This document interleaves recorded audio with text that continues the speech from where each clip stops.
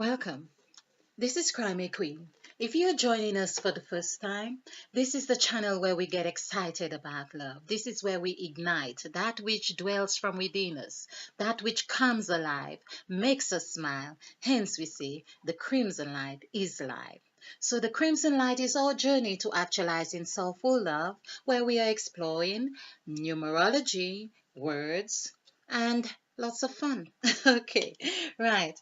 So let's continue with our presentations on template to numerology.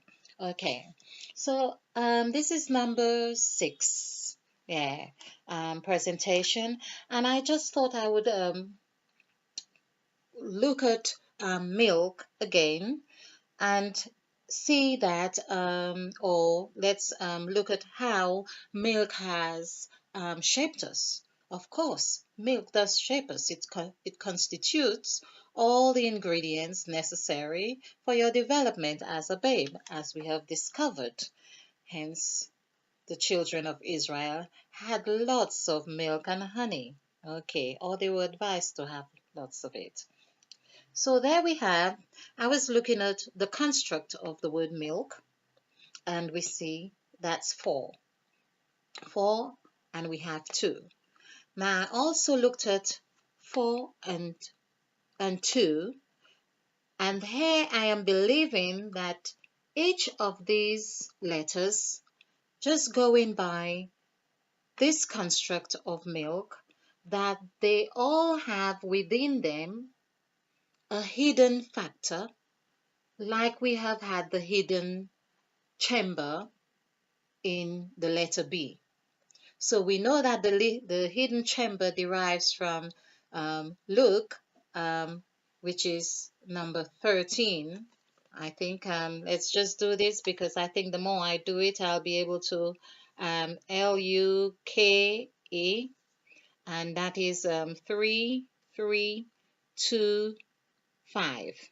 So that's 6, and 7, 13. Okay, so 13, as we have mentioned, is of course in direct correlation with Revelation, the word 13. And so we see how the interplay comes about. Now, what happens here? We know that the milk is the nutritional value, which is in direct correlation with 13, and so is Revelation 13. Was milk the what is being revealed to us? Is milk a mirror, just as 13 is serving to us? Um, is milk, well, honey, in fact, because yeah, honey, that's right. So Revelation is 13, and I am believing that it is, meaning the word is is.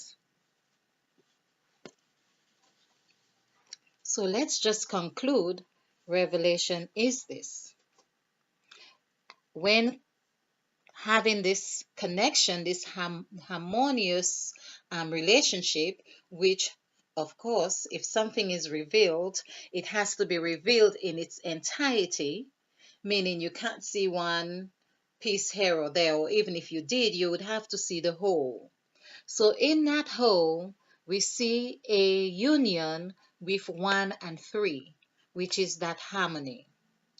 And Revelation it is just that. IS is 9, 1 and 9 and 1 is 10. So it's showing us 10. Whatever 10 is, that's what, of course, 10 is whole. And that's what Revelation is telling us or revealing to us. So Revelation is here. Of course, we have seen 10 as well in adding numbers from 1 to 4. And that's Revelation because that's what it is. Revelation. Okay. But the question is as well, we see that it's 10. We see that it's 10. We see that it's 4. We see that it's 2. So it would mean that whenever we get what we are getting here, which is how numerology works as well, perhaps it's also indicating, which is something that we have to be mindful of, and of course to really look at it, whether it would mean that we automatically uncover something like 31, because 31, or it's like, for instance, should we, whenever we get 2 digits, should we always have the lesser numerical value towards the left as we have here, and then have the like we have with the 3, like we have here? So instead of having 31, we have 13. So I'm not sure it makes any difference with any other numbers, because if we were to, I'm just looking at 36, it, no matter how we put it and we add it together, it would still be the same. So 3 and 6, whether it was 63 we had, and we added, it would be 9. 3 of 36. Okay, so this is the message I feel that is happening here. Whenever we have 31, perhaps Revelation is saying, turn it over, look at it from a bee's perspective. This is real fun. Look at it like a bee, a honey bee. Look at it with sweetness. Look at it with essence. Turn it over, flip it over, and look within it, because the bee has the construct of wholeness and sweetness, but there is an element with a bee that you could get stung by. So we've got to be mindful. Perhaps that is why things are not revealed to us, because um, perhaps they are not revealed to us to protect us, because when you uncover or you trouble the bee, you might get stung. I'm believing that there is a deep a deep wisdom in this. But what if we were equipped enough, we were feeling resourceful and strong enough, because in sacrifice has a safety element. It has that thing that we can rise from, take a different height from heaven, from earth to heaven.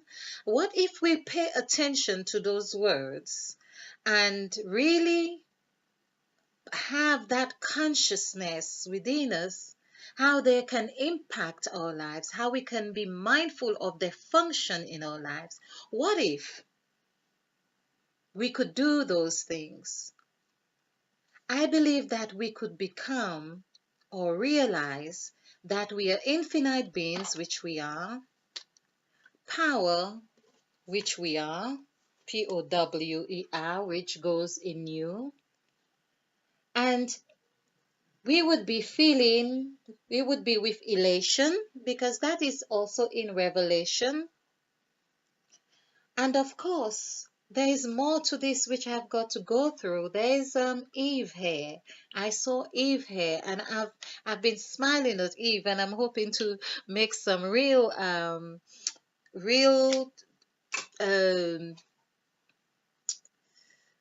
what's the word? Real revelations through Eve. Okay.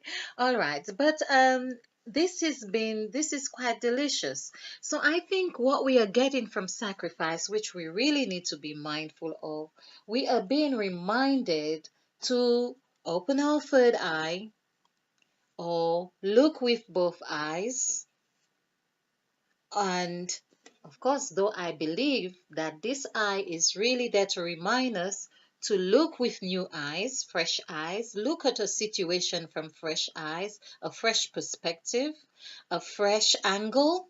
And that is why, speaking of angle, wow, this is really delicious now. Speaking of angle, I have covered this in other presentations, that I believe one of the reasons why I didn't have to change that D here is that it was profound information here. So there's the 4, but the 4 is a representation of who we are. This is the 4 corners of the earth, the 4 seasons, the 4 presence, and all of that. Presence is 4. Presence is everywhere. Presence is within us. Okay, so this is the D. This is presence.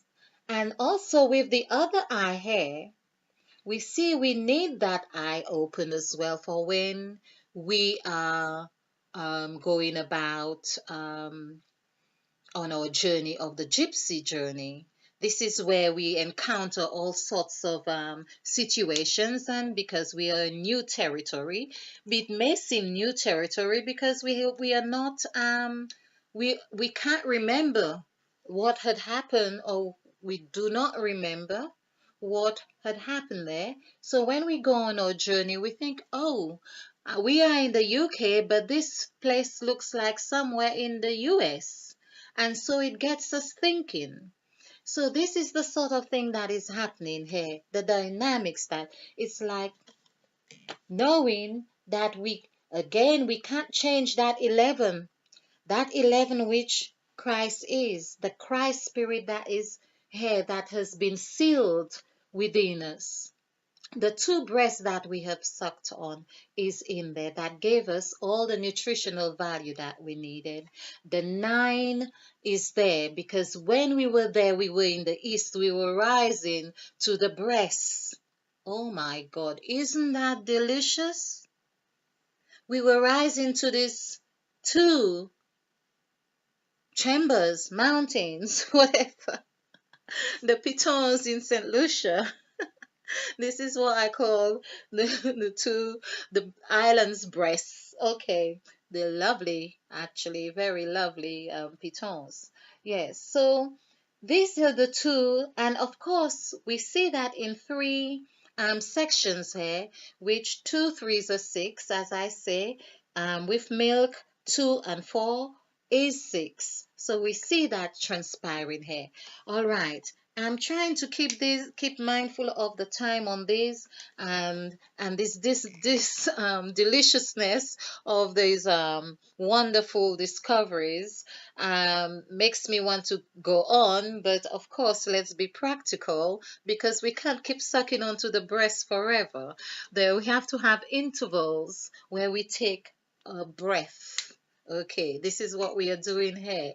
And these are words that I really want to explore. Breath and breast. Okay, I believe they have very close connotations, very close connections. So I hope you have found this fun. I hope you have found it beneficial. If you like this presentation, click the like button and share, because this is how we do it. We share to actualizing self-full love.